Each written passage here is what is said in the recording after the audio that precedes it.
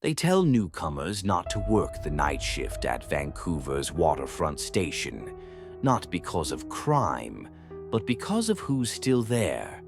Not every passenger leaves. Some have been riding the last train for 100 years. And this is the story of one man who saw them. Ravi was new to the night shift, just a security guard covering a quiet downtown station after hours.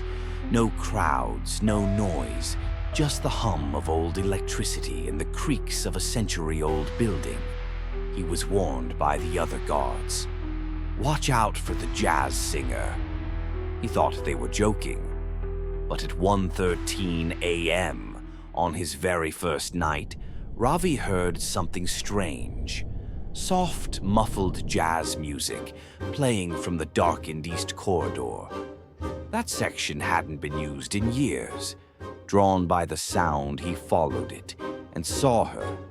A woman in a shimmering flapper dress, swaying slowly under a flickering light.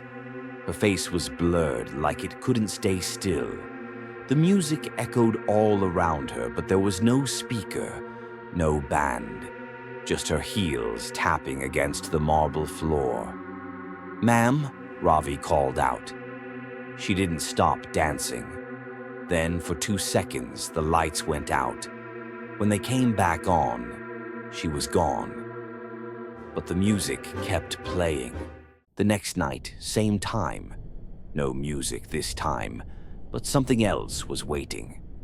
A glowing elderly woman sat silently on a bench, her skin almost transparent. She turned to him, reached out with long fingers, and whispered something Ravi couldn't understand. He blinked, and she vanished. His radio crackled to life. "Ravi, are you okay? Your camera feed just went dead, and we heard a second voice on your mic."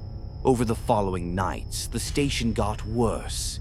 Desks dragged themselves across the floor, exit doors blocked, filing cabinets rearranged, and no one was there. He saw it with his own eyes.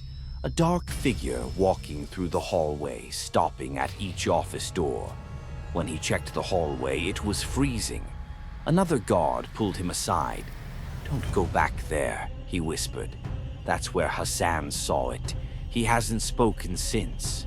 On Ravi's final night, the power shut off completely.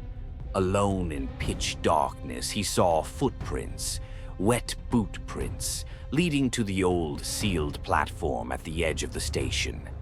There, under a flickering light, stood a headless man in a conductor's uniform. One hand raised, pointing into the tunnel.